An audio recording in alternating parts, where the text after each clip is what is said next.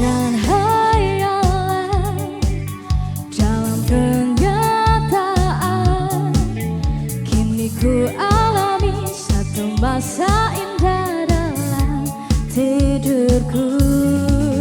Kita pun bermesraan, saling mengikat janji, seolah diriku dan kamu bagai sepasang kekasih. Bukankah dirimu cinta kepadaku seperti mimpi-mimpi yang selalu datang dalam tidurku. Kita pun bermesraan atau bunga tidurku, seolah diriku dan kamu bagai sepasang kekasih. Bagaimana bisa kau hadir di mimpiku, padahal tak sedetik pun ku rindu dirimu. Oh, hanya dalam mimpi, inikah kenyataan atau bunga tidurku, seolah diriku dan kamu bagai sepasang kekasih. Bagaimana bisa kau hadir di mimpiku, padahal tak sedetik pun ku rindu dirimu. Oh, bagaimana bisa kau hadir di mimpiku, padahal tak sedetik pun ku rindu dirimu. Dan tak berjumpa dalam mimpi, kau pun merasakan itu. Mungkinkah ini takdirnya?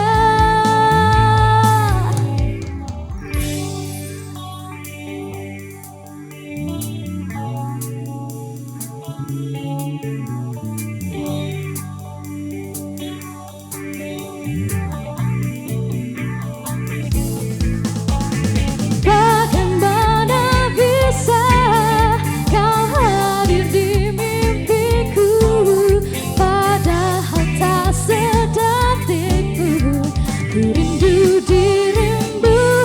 Oh, bagaimana bisa kau hadir di mimpiku, padahal tak sedetik pun ku rindu dirimu.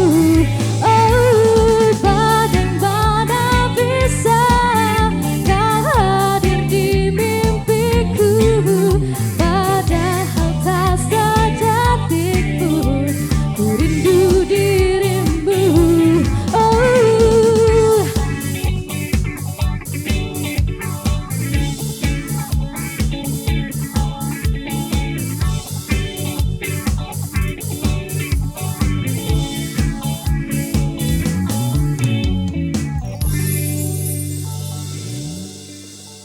Loveness Band, terima kasih teman-teman sudah membuka suara Sriwijaya dengan penuh ceria. Selamat petang saudara, terima kasih tentunya Anda masih setia menyaksikan TVRI Sumatera Selatan dan berjumpa lagi bersama saya Rizky Amrina dalam program Suara Sriwijaya Milenial. Pemirsa, sebagai kaum milenial tentunya harus memiliki sifat dewasa. Namun sifat dewasa ini tidak hanya digunakan untuk sehari-hari saja, tetapi juga pendewasaan untuk politik yang akan datang di tahun 2024.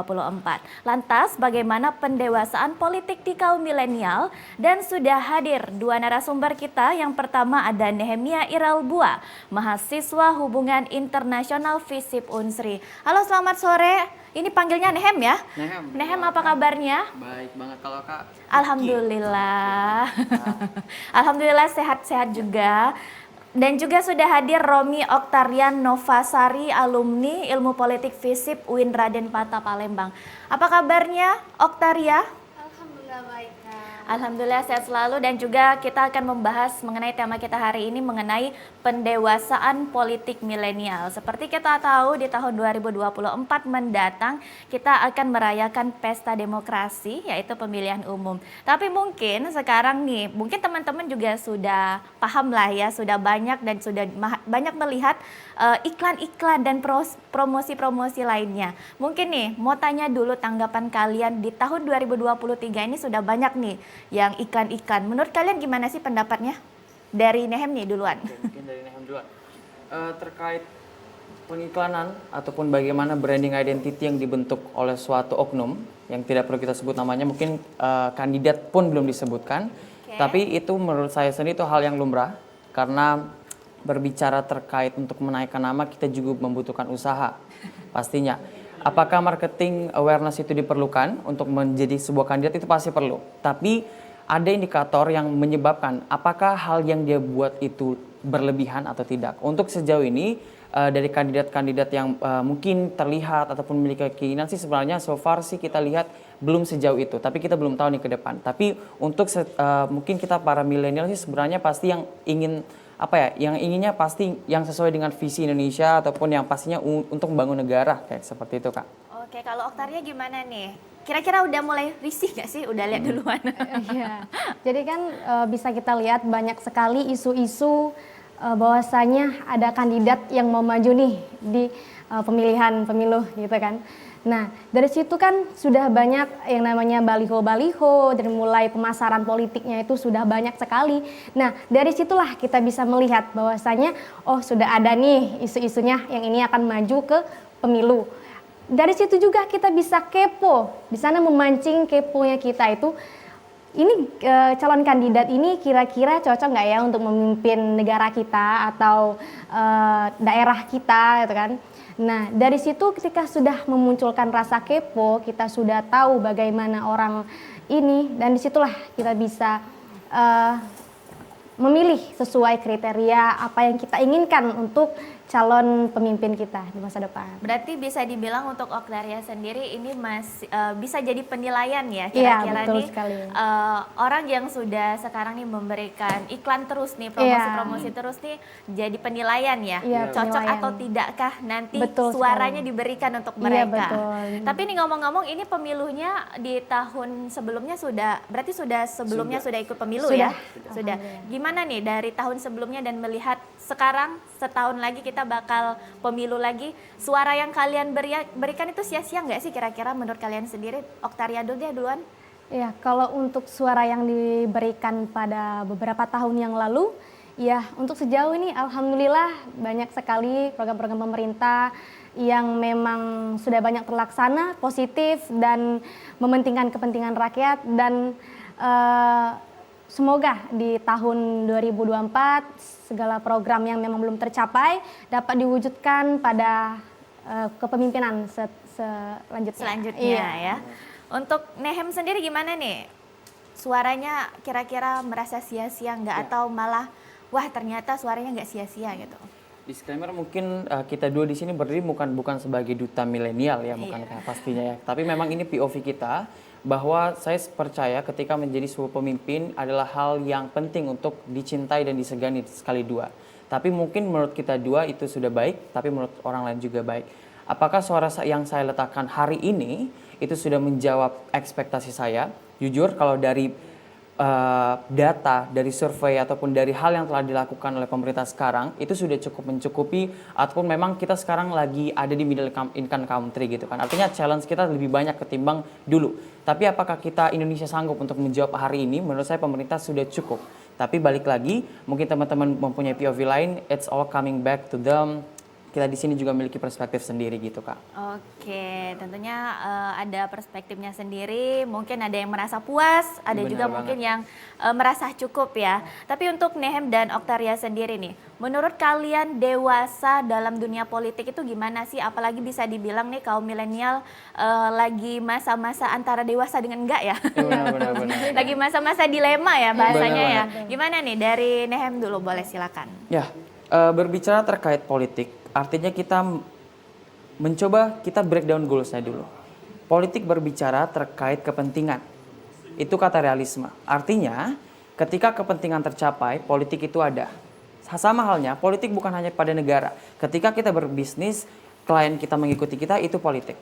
Karena politik adalah interaksi. Balik lagi ke bagaimana kepentingan yang ada. Apakah kepentingan itu baik dan buruk? Karena pada dasarnya milenial sekarang mungkin mencoba menstigmakan bahwa ketika berbicara terkait politik itu berbicara terkait korupsi. Terkait bagaimana pemerintah yang buruk, birokrasi yang rumit. Apakah kemudian Indonesia bisa lepas dari itu? Menurut saya sendiri terlalu idealis untuk mengatakannya lepas ya. Tapi apakah kemudian bisa menjadi lebih baik? Itu kita yakin pasti dong bisa. Pemerintah akan selalu bisa berperan untuk mendongkrak, jangan memperlambat kayak gitu. Jadi untuk melihat dan membahasakan politik itu kan memang cukup sulit ya. Ada yang mengatakan itu terlalu kotor dan segala macam. Ini balik ke bagaimana dia di box apa dia diletakin kayak gitu kan. Oke, untuk Otaria sendiri gimana nih? Menurut Okta sebagai milenial dewasanya di dalam dunia politik apalagi sebagai kaum milenial? Berbicara tentang pendewasaan politik milenial ya Kak ya. Jangankan politik, kita aja sebagai manusia pasti pernah mengalami yang namanya fase-fase pendewasaan diri. Yang dulunya kita berada di fase kanak-kanak dan beralih dan mengupgrade diri menjadi fase dewasa. Dewasa aja dengan cara berpikir, dewasa bertindak, dan dewasa mengambil keputusan. Nah, jika dikaitkan dengan hal politik, pendewasaan politik, sebenarnya politik ini menjadi momok yang menakutkan di kalangan masyarakat yang awam atau masyarakat yang tidak melek akan politik. Nah, hal inilah yang seharusnya didewasakan. Nah, kita sebagai kaum milenial ini ialah mengedukasi. Sebelum kita mengedukasi, ialah kita harus paham dulu, kita kritis terhadap dunia perpolitikan, barulah kita bisa mengedukasi dan memberikan yang terbaik. Itu. Baik, berarti menurut Okta sendiri kritis di dunia politik itu penting nggak? Penting, karena kita suara milenial ini sangat-sangat didengar, gitu kan. Bisa bilang penyambung suara rakyat, ya rakyat yang di bawah itu hanya punya kita untuk menyambungkan aspirasi mereka. Mungkin banyak yang beranggapan bahwasanya kaum muda milenial itu berkecimpung di dunia perpolitik dengan masuk di sistem saja, atau juga bisa dengan turun ke jalan memberikan aspirasi gitu kan. Padahal dengan cara kita ikut menandatangani petisi dari kebijakan pemerintah yang menurut kita tidak sesuai, itu juga termasuk dari kita sadar, kita peka akan perpolitikan yang ada di Indonesia ini. Oke, kalau kita melihat juga banyak mungkin dari tahun sebelumnya, dari pemilu-pemilu sebelumnya, banyak sekali bisa dibilang kaum milenial yang masih masuk tergolong milenial itu sudah mulai nih juga terjun di dunia politik. Menurut Nehem dan juga Okta, kira-kira sebagai yang masih termasuk golongan milenial, cocok nggak? Dan juga pantas nggak menurut Nehem sendiri bisa bergabung di dunia politik? Di kaum milenial? Jawabannya sudah pasti ya. Semua level, semua elemen pasti bisa berpolitik. Tapi pertanyaannya apakah dia sudah mencapai indikator politik tersebut? Apakah dia sudah bisa mampu untuk membawa kepentingan tersebut? Itu hal yang selalu dijawab. Ada orang yang berprivilege untuk membawa suara. Tapi ya, pertanyaannya apakah dia berhasil? Itulah yang harusnya diukur. Itulah mengapa banyak oknum-oknum ataupun dikatakan kaum elit ataupun kaum yang disebut intelektual, kita tidak bisa semerta memposisikan diri kita langsung menembak mereka kayak gitu. Ketika kita memimpin sesuatu, mau itu kita tidak disukai, mau itu kita disukai, tidak ada yang namanya sempurna. Mau kita dipimpin oleh siapapun, itu semua balik ke bagaimana kita akan mengikuti. Selama kita melihat ada pertumbuhan, itu mungkin akan menjadi kebaikan bagi negara. Sama halnya dengan pemerintah sekarang. Mungkin ada kok yang bilang baik, mungkin ada juga belum tidak. Tapi apakah kemudian yang old ataupun senior-senior yang harus selalu berperan? Harus ada perubahan, harus ada transformasi. Tidak bisa melulu di elemen-elemen teratas, harus ada elemen-elemen terbawah, sama halnya mungkin kayak Kak Kiki, sama juga dengan Okta, sama dengan kita semua. Semua sudah balik ke bagaimana pola pikir suatu milenial tersebut. Oke, berarti tidak hanya untuk bisa dibilang tidak hanya elemen yang atas mungkin yang sudah lebih Iya, dewasa, benar. tidak ada salahnya juga kaum milenial bisa masuk di dunia politik. Baik, kita akan lanjutkan kembali tentunya perbincangan kita mengenai pendewasaan politik milenial, dan untuk pemirsa yang ingin bergabung melalui line telepon di 0711311454. Tetaplah bersama kami dalam Suara Sriwijaya.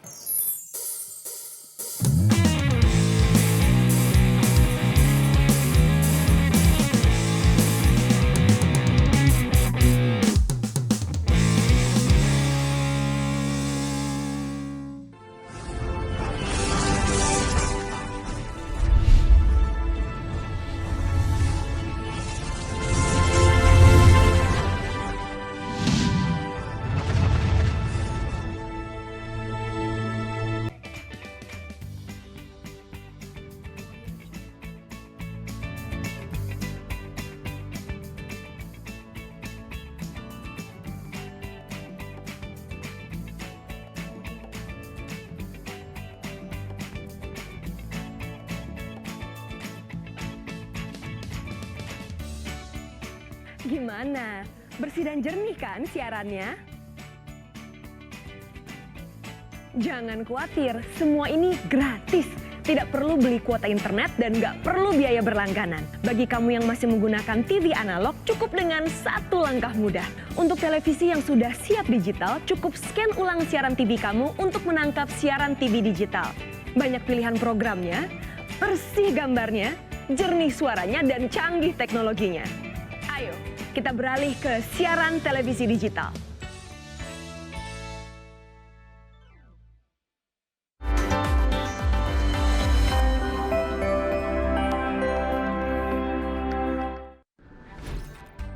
Halo semuanya, aku Modi, maskot TV Digital Indonesia.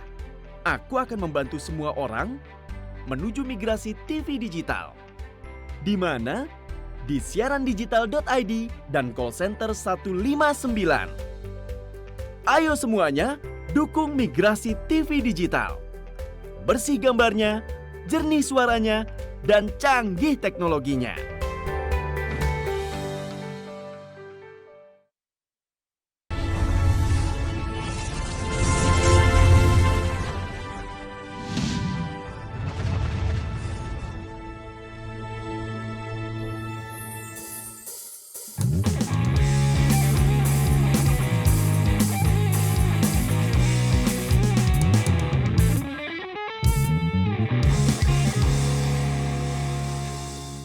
Baik pemirsa, masih dalam program Suara Sriwijaya Milenial dan kita masih membahas mengenai pendewasaan politik milenial.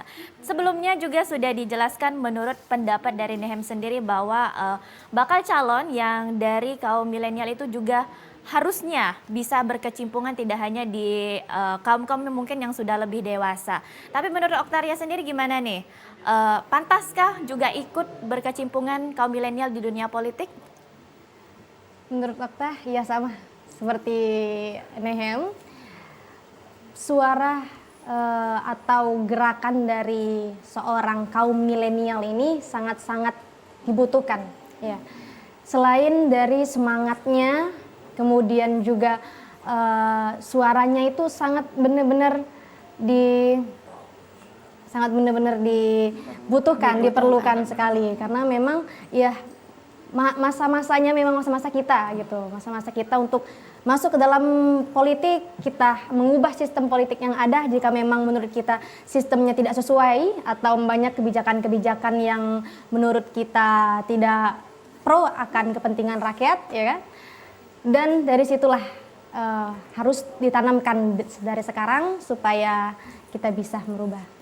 Mungkin juga masih menjadi pemikiran banyak orang bahwa yang lebih pantas dan juga yang lebih cocok mungkin ya, yang lebih dewasa. Berarti kalau melihat kaum milenial itu merasa ada keraguan tersendiri, benar nggak? Iya. Benar kan? Masih ada pemikiran seperti sekali. itu. Tapi untuk teman-teman, menurut pendapat teman-teman itu pemikiran kayak gitu masih harus ditanamkan nggak? Atau kita sama-sama nih harus mengubah pola pikir banyak orang juga bahwa tidak seharusnya orang yang lebih dewasa dan juga lebih berpengalaman tentunya bisa lebih pantas dibanding kaum milenial. Menurut Nem gimana? Kalau dari saya sendiri percaya kedua elemen itu diperlukan, tapi harus ditanamkan trust, kepercayaannya. Senior percaya kepada junior, junior juga percaya ke senior. Saya juga berpengalaman, mungkin kita di sini berpengalaman berkecimpung dalam birokrasi khususnya senior. Tapi balik lagi, ada kok senior yang open mindset, ada yang growth mindset, ada juga junior kok yang fixed mindset, dia tertutup defensif. Tapi balik lagi, kedua elemen tersebut yang paling penting adalah kepercayaan. Mereka punya wawasan sesuai dengan visi pemerintah, mereka memang tujuan naik, mereka punya suara untuk membawa rakyat, mereka hadir untuk rakyat gitu ya, istilahnya kalau anak politik kayak gitu, mungkin kayak gitu Kak. Jadi kepercayaan dan kolaborasi, bener banget. Betul sekali. Tapi nih biasanya mungkin untuk teman-teman di tahun 2024 mendatang pastinya sudah siap untuk memberikan suaranya?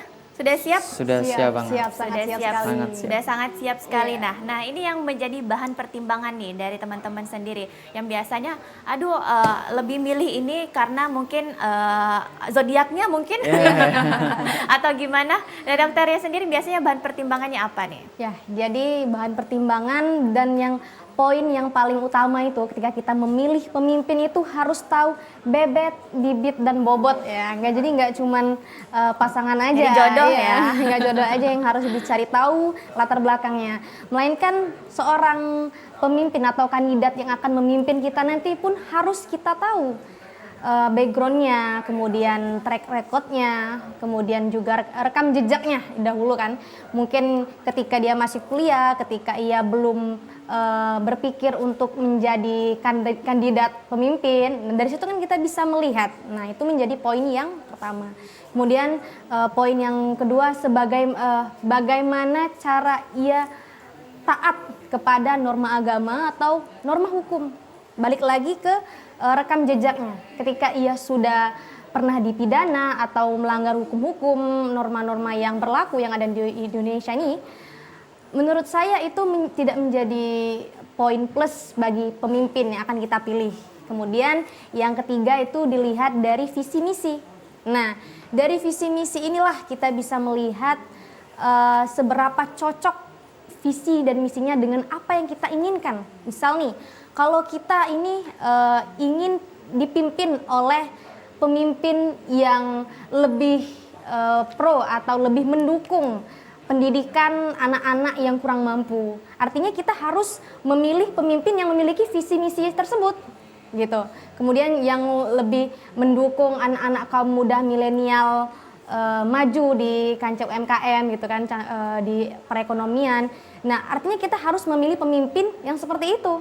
Nah, itu visi misi yang sama dengan diri kita. Ketika kita sudah merasa, oh ini kayaknya cocok nih sama dengan pemikiran, sama dengan tujuan, artinya dia masuk jadi menjadi bahan pertimbangan. Kemudian yang keempat itu ialah yang pastinya itu yang diidamkan oleh seluruh rakyat Indonesia, yaitu ramah, kemudian juga merakyat. Nah, hal itulah yang menjadi bahan pertimbangan ketika kita memilih. Ramah dan merakyat ya. Iya, betul sekali. Oke, untuk Nehem sendiri gimana nih? Bahan-bahan pertimbangannya apa saja sih untuk memilih calon pemimpin nantinya? Simply ketika kita memilih, kita lihat matter, method, dan manner.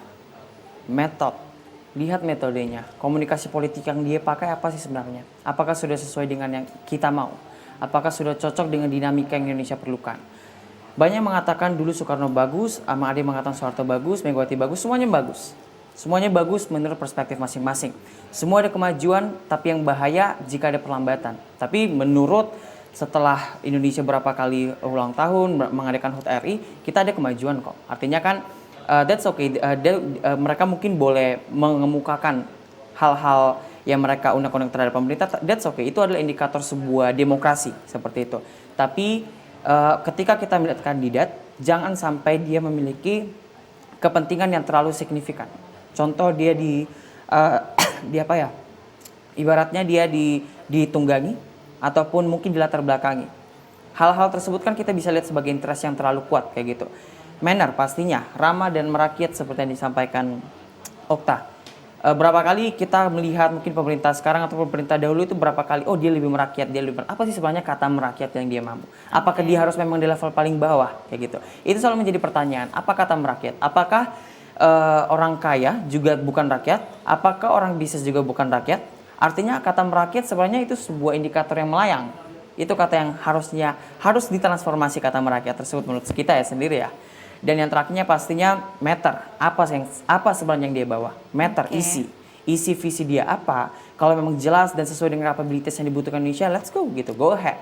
Bawa kabinet kamu, bawa pemerintahan kamu, memang jika kamu layak, kita berikan suara, then you go ahead kayak gitu. Oke. Merakyat, kompak menjawab dengan pemimpin yang merakyat. Tapi nih mungkin sudah hal biasa mungkin ya. Dan juga banyak juga mungkin permasalahan merakyat tapi saat pemilu ataupun juga saat menjelang saja. Tapi setelahnya merakyatnya lupa. Gimana nih nanggepin gitu dari Nehem sendiri? Merakyatnya di awal saja, tapi setelah terpilih jadinya lupa merakyatnya. Oke, sebenarnya untuk pengalaman sebenarnya Nehem belum karena pemilu terakhir itu menurut saya kalau kita katakan pemerintah sekarang ataupun yang terpilih itu merakyat, balik lagi ke yang saya sampaikan tadi bahwa apa sih kata merakyat itu tuh apa sebenarnya? Yang balik lagi apakah semua orang miskin itu harus dikatakan merakyat ataupun elemen paling bawah itu merakyat? Apakah orang burjuis itu tidak merakyat? Itu kan hal yang signifikan. Tapi balik lagi, mungkin saat ini stigma yang dipakai oleh para pemilih gitu ya istilahnya ya, itu merakyat yang gebrakan ke bawah, dia gebrak sana, gebrak sini, dia tiba-tiba datang. Pelosok sana, pelosok sini. Iya, benar banget ya, ke pelosok sana dengan sebuah kampanye A, B, C segala macam, that's good. Tapi ketika dia berhasil membawa yang dia bawa dengan hasil gebrakan dan segala program yang dia bawakan, ketika dia implementasikan pada saat dia naik, itu mungkin kata merakyat yang saya percaya. Artinya dia memang bawa, dia ke salah satu grup, mungkin grup pecinta lingkungan, LSM dan segala macam, kita berhasil membawa lingkungan yang lebih baik, that's the matter. Itu berarti ada yang dibawa. Sama halnya dengan indikator-indikator lain. Oke, untuk Okta sendiri gimana nih menanggapi hal-hal yang mungkin sudah sering terjadi merakyat di awal saja nih, jika sudah terpilih mungkin merakyatnya agak dilupakan. Ya, nah dari sini kita bisa melihat ya, kita lihat lagi bahwasanya jika memang dia merakyat ketika ingin dekat-dekat pemilu nih ya, dia udah dekat-dekat pemilu baru merakyat, ketika dia udah terpilih dia lupa rakyat-rakyat yang sebelumnya gitu kan. Itu kita bisa menjadikan pelajaran untuk di masa yang akan mendatang ketika ia mencalonkan lagi. Nah, di situ kita bisa lihat nih, udah deh, nggak lagi deh. Nah gitu, karena kita udah tahu konsepnya dia merakyat ketika udah deket-deket pemilu nih. Nah ketika dia udah kepilih, lupa. Biasanya itu orang yang udah selesai masa-masanya gitu, udah lupa itu biasanya. Udah lupa ya, apalagi udah mau habis ya masa-masanya. Iya, tapi ngomong-ngomong masalah emosional juga dan juga rasional, mungkin masih banyak beberapa orang yang saya pilih A karena itu masih saudara saya, atau mungkin saya pilih B karena memang masih sepupu jauh-jauh nih kira-kira. Yang masih mungkin emosionalnya karena ada kekeluargaan, bukan karena visi dan misinya. Mungkin apalagi kita tahu nih, mungkin karena keluarga tapi latar belakangnya tidak pantas apapun, tidak cocok memimpin, tapi karena keluarga masih dipilih. Pasti banyak kan permasalahan yang seperti itu kan. Kalau Okta sendiri gimana nih menanggapi hal itu? Nah inilah yang kita anggap sebagai pendewasaan politik ya. Ketika kita sudah dewasa, kalau dalam artian dewasa itu kan udah legowo kan, kita melihat bahwasanya yang inilah yang sebenarnya harus dipilih ya kan, pemimpin yang seperti ini. Nah dari sini kita memulaikan rasa rasional, jangan mementingkan emosional. Kalau kita mementingkan emosional berarti kita belum dewasa akan politik yang ada pada saat ini ya kan. Kita bisa melihat lagi lebih jauh bahwasanya ketika kita mementingkan emosional, kita hanya ikut-ikutan nih, seperti kata Kak Kiki tadi, kita ikut-ikutan memilih bahwasanya ini masih saudara, ini masih kakak, masih ya gitulah, masih tante gitu kan. Nah dari situlah kita bisa melihat, dan jangan sampai kita mengikuti polarisasi gitu, orang atau kandidat pemimpin yang memang sudah memberikan polarisasi di tengah-tengah masyarakat gitu. Kemudian juga ada yang namanya patronase klien gitu kan. Kita memilih karena dia tergabung dalam suatu kelompok. Kita memilih dia karena dia ini anaknya pejabat ini, anak ini yang memang mungkin sebelumnya pernah memberikan track record yang baik. Oke, tentunya kita akan ngobrol lagi sama Nehem mengenai pertanyaan yang sama dari Oktaria, tapi nanti kita akan kembali tentunya setelah jeda berikut dan kita akan dihibur kembali oleh teman-teman dari Loveness Band.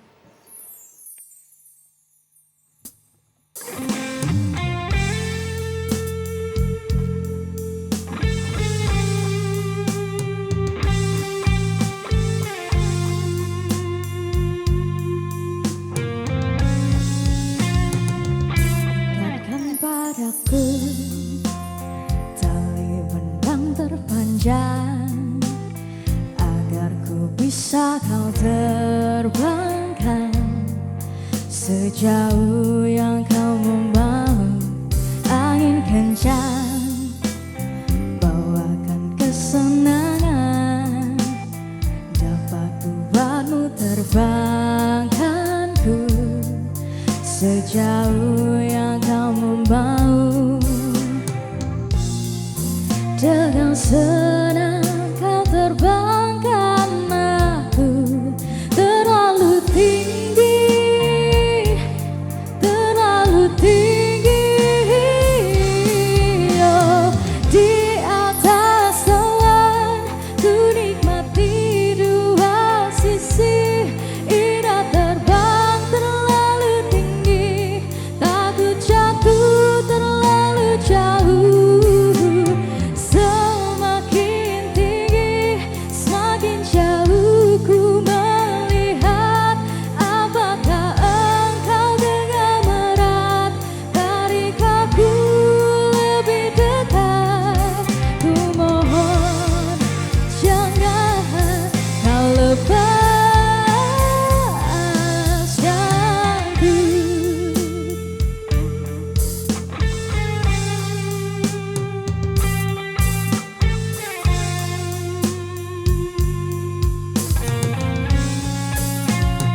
Angin kencang bawakan kesenangan dapat buatmu terbangkanku sejauh yang kamu mau.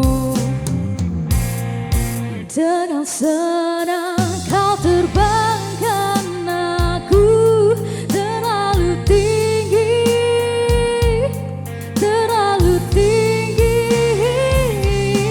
Oh, di atas awan ku nikmati dua sisi, indah terbang terlalu tinggi,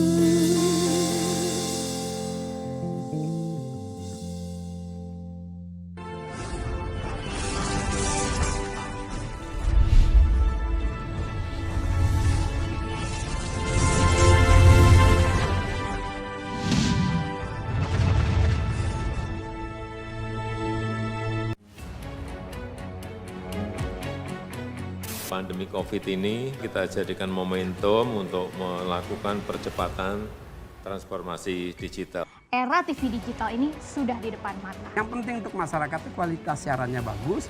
Bagi industri televisi itu sendiri atau penyiaran itu sendiri agar segmentasi pasarnya nggak tergerus.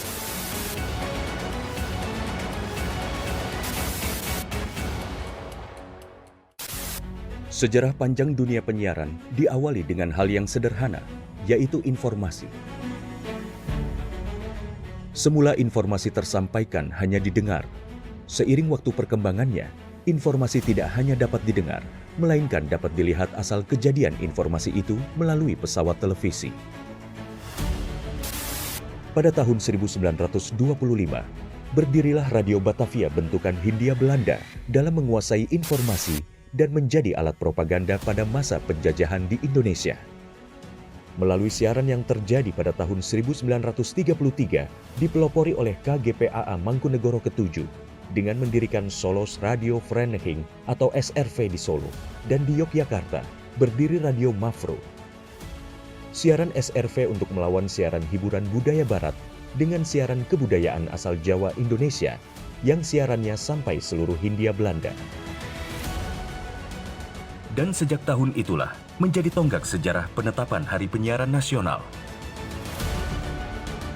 Pada tahun 1945, lahirlah Radio Republik Indonesia dan di mana teks proklamasi tersiarkan ke pelosok negeri yang menyatakan Indonesia merdeka.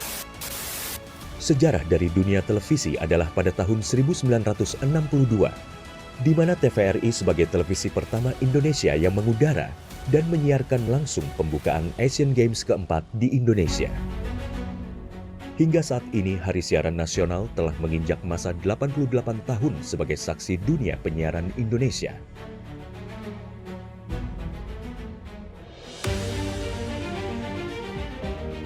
Sehingga perkembangan teknologi penyiaran menjadi faktor utama dalam menentukan kualitas penyiaran demi Indonesia maju. Namun masih banyak daerah yang tidak dapat ikut andil dalam pemerataan ekosistem dunia penyiarannya. Solusinya adalah Analog Switch Off atau ASO. Penyiaran secara analog akan segera berakhir menuju era digital yang menyeluruh. Kementerian Kominfo adalah rumah TV digital. Bersama pihak terkait mewujudkan kesuksesan peralihan ESO menuju penyiaran digital. 2 November 2022 menjadi penting dan sejarah bersama era siaran nasional, yaitu berakhirnya masa siaran analog menuju era TV digital. Digitalisasi televisi menjadi kepentingan bersama. Meratanya siaran hingga ke pelosok negeri, bersih gambarnya, jernih suaranya, dan canggih teknologinya. Menciptakan masa depan bangsa Indonesia yang lebih maju.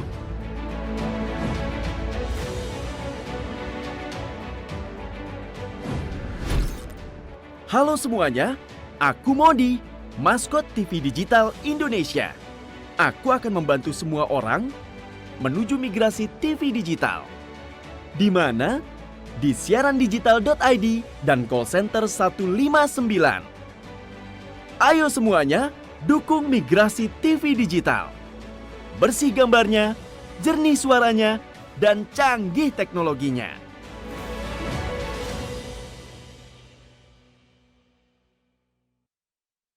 Di masa-masa pandemi kayak gini, jangan lupa untuk rajin cuci tangan ya, Pak.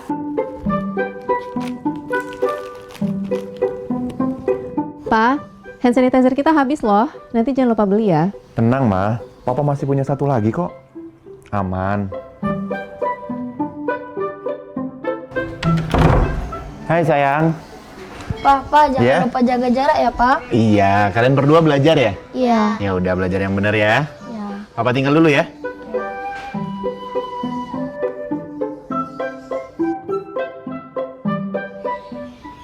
Kan Pak, anaknya udah ingetin jaga jarak, maskernya juga jangan lupa dipakai dong. Makasih ya, Ma. Maskerku, maskermu melindungi kita. Mas, Pak, dengan menjaga jarak kita tetap bersatu. Sekarang siapa yang mau pakai hand sanitizer? COVID-19 dapat dicegah dengan 3M, memakai masker, mencuci tangan, dan menjaga jarak.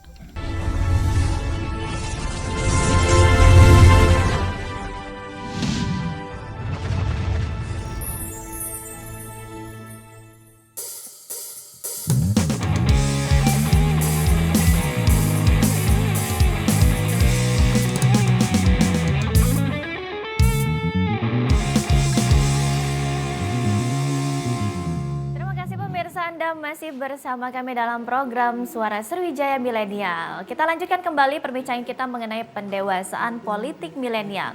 Sebelumnya, untuk Oktaria sendiri sudah menjelaskan bahwa mengenai hubungan emosional ataupun ada hubungan keluarga jangan sampai menjadi permasalahan atau juga pemilihan, karena jangan mentang-mentang keluarga jadinya pilih keluarga sendiri. Nah, untuk Nehem sendiri gimana nih menanggapi hal itu? Sebenarnya tidak jauh, namun terlalu idealis kalau kita mengatakan langsung tolak dia keluarga saya gitu kan.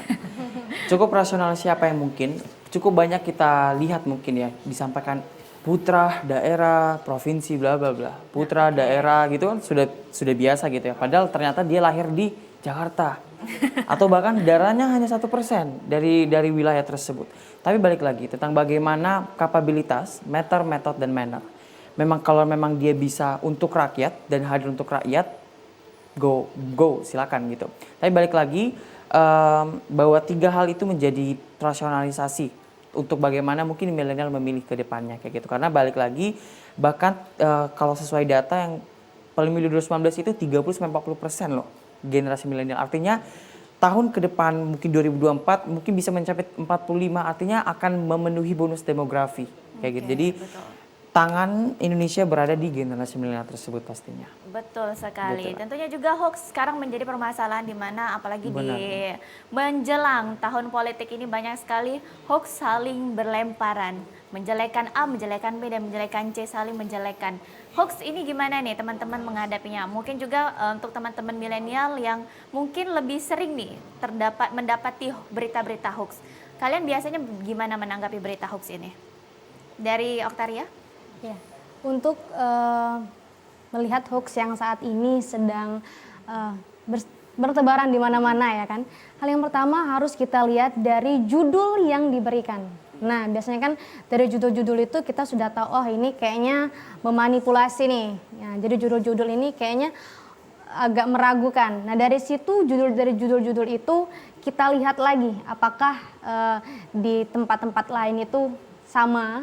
Kemudian kita lihat lagi isi dari berita yang diterbitkan itu bisa kita lihat lagi apakah terdapat fakta ataupun hanya sebatas argumen-argumen gitu kan, sebatas saling menjelekan iya, ya. Saling menjelekan atau berita-berita manipulasi. Nah, hal semacam itulah yang harus kita cegah dari sekarang ini. Saat ini generasi milenial ini jangan sampai termakan hoax, tapi memerangi hoax.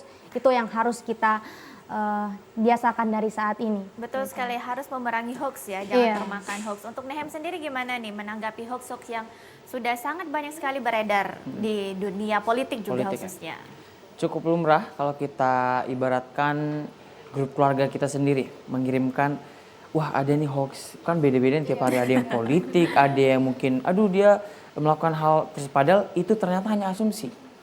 Kalau kita bahasakan, asumsi adalah opini. Ada beberapa headline mungkin yang terlalu beberapa menaikkan engagement, tapi balik lagi ke bagaimana fakta atau integritas daripada sebuah media tentang bagaimana sebuah headline itu diperlukan. Karena jujur untuk literasi rakyat Indonesia sendiri pun bukan kita mencoba melihatnya dari level bawah, tapi termasuk urgensi, termasuk darurat. Artinya kita mudah banget merubah mindset pola pikir orang Indonesia gitu ya, khususnya para milenial. Jadi pastinya perangi hoax, apa yang mungkin kita harus filter ketika kita mendapatkan hoax ataupun yang kita tidak percaya gitu ya. Cukup lakukan research, pastikan hal tersebut benar. Mungkin hanya itu. Betul sekali, dan juga mungkin untuk pendewasaan politik ini juga mungkin tidak semua kaum milenial yang sudah bisa berpikir dewasa apalagi di dunia politik. Tapi nih untuk teman-teman sendiri mengajak teman-teman lainnya agar lebih berpikir dewasa, pendewasaan politik. Sebentar lagi kita juga akan memasuki tahun pilkada. Gimana nih untuk mengajak teman-teman lainnya? Dari Oktaria silakan. Yang harus kita lakukan saat ini kan, terutama kita yang memang sudah paham politik, kan bisa dibilang kayak melek politik lah. Kita sudah melek politik, kita agak kritis dari fenomena-fenomena atau peristiwa politik yang terjadi. Hal yang harus kita edukasi dengan masyarakat atau teman-teman milenial di luar sana yang memang masih menutup telinga rapat-rapat, yang tidak mau sama sekali tahu tentang politik. Nah, itulah yang harus kita edukasi ya teman-teman. Kita mengedukasi teman-teman kita, masyarakat awam atau di lingkungan keluarga kita. Nah, dari situ kita bisa langsung memberikan edukasi gitu. Kalau untuk Nehem sendiri gimana? Pastinya hilangkan apa yang perlu dihilangkan. Pastikan memang apa yang kita terima itu apa yang juga kita lihat. Tidak jauh tentang bagaimana pemilu ke depan, tentang bagaimana rasionalisasinya, itu semua balik ke bagaimana kandidat itu memaparkan, bagaimana kita memilih. Bagaimana memerangi hal tersebut, pastikan rasionalisasi. Berkali-kali mungkin saya mengatakan rasionalisasi, tapi memang rasionalisasi itu diperlukan. Kalau nanti teman-teman mencoba berpikir, sebenarnya kalau kita lihat, banyak orang pintar Indonesia, tapi banyak yang tidak ingin berkontribusi. Mengapa kita lihat? Banyak masalah isu yang terjadi, birokrasi, pemerintah. Stigma yang terletak pada milenial ketika membahas politik itu kotor. Artinya apa? Ganti stigmanya. Ganti pola pikirnya. Ketika kita bicara politik, bawa kepentingan yang baik. Ketika kita membicarakan politik itu apa aja yang terlintas mungkin di pikiran teman-teman aja, mungkin ada yang kotor kayak gitu. Jadi kayak think twice, apa yang menurut teman-teman itu baik, lanjutkan. Baik untuk masyarakat, jangan hanya baik bagi diri kita sendiri. Mungkin itu Kak Kiki. Oke, tapi mungkin nih untuk kaum milenial sendiri yang bisa dibilang 30-40% itu mendominasi bakal suara untuk pemilu nanti. Dan kita juga tahu mungkin beberapa dari kaum milenial juga masih dilema nih, apalagi mungkin banyak sekali seperti kita tahu money politik di detik-detik terakhir seperti. Jadi sebagai teman-teman nih, agar dari kaum milenial lebih dewasa dan lebih bisa memerangi hal itu. Kadang mungkin banyak nih ya, mungkin dari nggak hanya milenial saja, mungkin dari kaum lainnya juga, aduh mumpung dapet nih, kapan lagi kan, misalnya kayak gitu nih. Mungkin untuk teman-teman menanggapi, apalagi mungkin nanti kedapatan nih misalnya ditawarkan hal itu, gimana nih menanggapinya? Dari Nehem boleh terlebih dahulu? Oke, sangat idealis ya kalau kita langsung bilang, oh tadi tidak terima gitu kan. terlalu apa ya? Berarti terlalu masih terima idealis. ya? Bentar. Kalau dari saya sendiri lihat kapabilitasnya, bukan lihat uangnya gitu ya. Oke. Serangan fajar adalah hal yang harus ibaratnya harus ditegakkan, tidak diperlukan gitu. Oke, mungkin beberapa ada yang sesuai, mungkin dia punya capable dalam hal material, tapi adalah hal yang salah ketika dia membeli suara, membeli harga diri suatu suara saya untuk menaikkan Anda, kayak gitu loh. Betul. Masa suara kita dibeli dengan harga beras 1 kilo contoh, kayak gitu. Bukan masalah kayak suara saya 1 juta, bukan. Enggak. Tapi kan tentang bagaimana yang menentukan Indonesia itu kamu. Itu bukan orang lain. Artinya milenial adalah orang yang akan menggerakkan roda perekonomian, roda pemerintahan. Kalau milenialnya hilang, siapa yang ingin melanjutkan? Betul, melanjutkan tentunya ya, melanjutkan untuk generasi-generasi selanjutnya. Untuk Taria sendiri gimana nih menghadapi money politik, mungkin apalagi di detik-detik terakhir yang biasa kita dengar dengan istilah serangan fajar?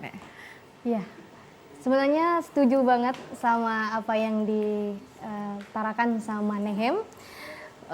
Sangat ideal sekali kalau memang kita bilang nolak langsung gitu. Ada juga memang tipikal orang yang ambil aja uangnya, pilihan tetap kita sendiri gitu ya kan.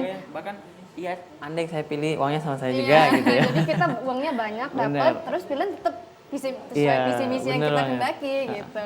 Jadi memang kalau bicara tentang money politik ini sangat-sangat bukan menjadi rahasia umum lagi sebenarnya. Memang sudah banyak yang tahu dan memang ya sekarang perlu ditegakkan dan banyaknya yang pura-pura nggak tahu bahwasanya money politik ini udah kesebar kemana-mana gitu ya kan.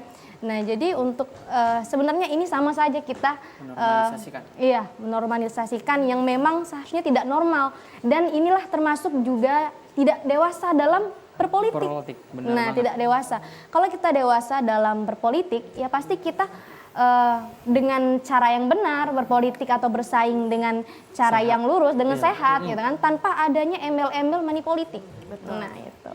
Betul sekali, apalagi mungkin bisa dibilang bahwa saat pemilu orang-orang menerima money politik itu. Iya. Tetapi nanti mungkin pemimpin yang ia pilih dari hasil money politik itu, nanti waktu mereka korupsi, tuh kan korupsi, padahal dia sudah menerima korupsi orang Iya, lain betul. ya saat pemilihan itu. Itu masih menjadi permasalahan dan kita sama-sama harus menegakkannya. Tapi nih untuk dari teman-teman sendiri, sistem pemilu di Indonesia nih, menurut kalian gimana sih? Sudah baikkah atau mungkin masih perlu ada yang harus ditegakkan lagi selain money politik? Dari Nehem terlebih dahulu. Asas pemilu berjurjal. Ya. Apakah itu sebuah indikator yang sudah cukup baik? Sudah. Tapi apakah itu mungkin beberapa ada yang mengatakan terlalu idealis, tapi bagi saya itu ada menjadi standar yang harus kita raih. Mungkin ada yang tidak jujur, mungkin ada seperti yang Kak sampaikan tadi, ada money politik dan segala macam. Benar juga yang dikatakan oleh Okta tadi, malah money politik menjadi hal yang dinormalisasi. Ketika kita mendapatkan saja itu bukan berjurjal lagi. Artinya, ketika kita tanya apakah pemilu 2024 ataupun ya pemilu seperti biasa Indonesia itu sudah cukup baik, dalam pelaksanaannya tidak, dalam prinsip ya. Seperti itu. Jadi balik ke bagaimana pola pikir, bagaimana sebenarnya kita mengengage seluruh milenial sebagai penggerak tadi, bahwa pilihlah yang rasional, pilihlah yang benar-benar impact ke kamu, impact ke paling bawah sampai ke paling atas. Sebenarnya terlalu idealis juga ya, karena pada dasarnya kepentingan setiap orang beda-beda, kepentingan saya di sini beda, kepentingan Okta juga beda, sama halnya dengan kita tiga. Ada yang mungkin dia A, saya pengen A+. Jadi balik ke suara terbanyak, memang kalau dia menang ataupun segala macam, engage, tetap dukung, tetap jangan dihantam, jangan dukung kalau memang kita mau Indonesia baik kayak gitu. Oke, untuk Oktaria sendiri gimana nih melihat sistem pemilu untuk di Indonesia sendiri? Ya, untuk sistem dan untuk pemilu dalam penyelenggaranya sudah cukup baik ya, luber dan jurdil. Namun untuk sistemnya sendiri itu kita bisa lihat sekali, karena memang yang namanya sistem itu kita tidak bisa melihat secara perfect. Bahwasanya di setiap pemerintahan itu pasti bakal ada kurangnya, karena kita ini tidak hanya satu suara, banyak sekali di luar sana masyarakat yang memang tidak sepisi dengan kepala pemimpinan itu. Nah, jadi kita ketika melihat sistem, kita lihat sistem, kalau memang sistem itu bagus, sistemnya sempurna, nggak mungkin dong pas ada mahasiswa yang demon. Iya, jadi kita bisa lihat bagaimana sistem itu bekerja, ya lihat dari kebijakan yang diberikan. Ketika kebijakan itu pro dan memang mementingkan kepentingan rakyat, ya sudah pasti masyarakat itu adem ayem, ya kan? Baik, betul sekali. Dan tentunya nih mungkin harapan dari teman-teman untuk teman-teman kaum milenial juga sama-sama berpikir dewasa dalam dunia politik nantinya bagaimana? Harapan dari Nehem terlebih dahulu. Untuk politik Indonesia untuk teman-temannya dulu. Oke. Kita adalah generasi milenial, artinya tangan Indonesia berada di tangan kita. Ada di tangan kita bagaimana Indonesia ditentukan ke depan itu bernalar dari bonus demografi. Kita berada di bonus demografi tertinggi, sebentar lagi para pemuda-pemudi yang akan membawa negara ini. Ketika pemuda-pemudi tersebut tidak sampai dengan indikator untuk mencapainya sebuah negara maju, artinya kita tidak berhasil. Berarti tantangan yang harus diterima apa? Yang harus dijawab apa? Pola pikir daripada ataupun rasionalisasi yang harus dipikirkan dari para milenial ini. Mungkin itu. Milenial harus mencoba merasionalisasikan, cari yang memang beneran impact, karena pada dasarnya banyak yang pintar tadi saya sampaikan, tapi banyak yang tidak ingin berkontribusi untuk negaranya sendiri. Dan itu yang sebenarnya harus kita engage untuk pemerintah sendiri. Betul sekali. Dan untuk Okta sendiri bagaimana untuk harapan teman-teman milenialnya untuk memberikan suaranya agar lebih tepat sasaran dan juga suaranya tidak mudah diperjualbelikan? Ya, untuk teman-teman milenial, kita saat ini adalah garda terdepan. Kita sebagai agent of change, frontliner, ya, tentunya menjadi penyambung suara rakyat, itu yang paling utama. Dan yang kedua, kita ini anak-anak kaum muda milenial sangat menggebu-gebu semangatnya. Dan jangan sampai kita itu tidak tahu akan politik sama sekali dan menutup diri tentang politik dan selalu menjadikan bahwasanya politik itu kotor, politik itu kejam dan politik itu tidak mementingkan kepentingan rakyat.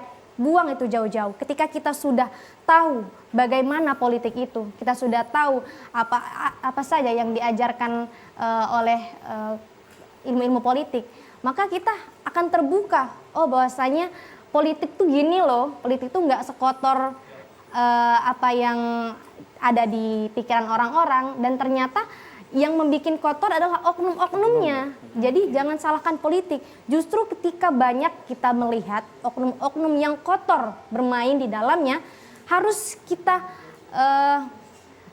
peka dan harus melek akan politik. Pernah saya baca tentang penyiar Jerman yang bernama Bertolt Brecht, bahwasanya buta yang paling parah dan paling sial adalah buta politik. Ia tidak mendengar, ia tidak melihat, dan ia tidak berpartisipasi dalam politik. Oke, tentunya juga kita sebagai kaum milenial juga harus bersifat dewasa dan berpikir dewasa. Juga dalam memilih dan memilihkan suaranya harus dipikirkan bibit, bebet, dan bobot, karena satu suara itu menentukan untuk 5 tahun ke depan. Terima kasih tentunya untuk Nehemia Iralbua, mahasiswa Hubungan Internasional FISIP Unsur, dan juga Romi Oktarina Novasari, alumni Ilmu Politik FISIP UIN Raden Patah Palembang, sudah berbincang dalam Suara Sriwijaya. Terima kasih teman-teman atas informasi dan juga pengalaman lainnya. Dan pemirsa, tidak terasa sudah 1 jam kebersamaan kita di Suara Sriwijaya Milenial. Saya Rizkia Amrina pamit undur diri. Terima kasih, selamat petang.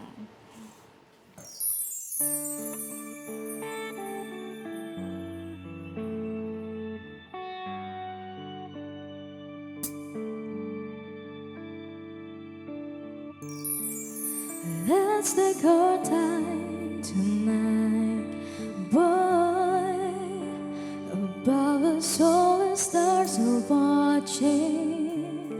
There's no place I'd rather be in this world. Your eyes are where I'm lost in. Underneath the chandelier, we're dancing on. There's no reason to hide what we're feeling inside right now. So baby, let's just turn down the lights and close the door. Ooh, I love this dress, but I won't need it anymore. No, I won't need it no more. Let's just kiss till we're naked, baby. Versace on the floor. Ooh, I'll take it off for you, for you, for you, for you now, boy. Versace on the floor. Ooh, I'll take it off for you, for you, for you, for you now, boy. You unzip the bag and watch it fall. Buy a kiss on that casual face. I won't be afraid to show it all. Tell you be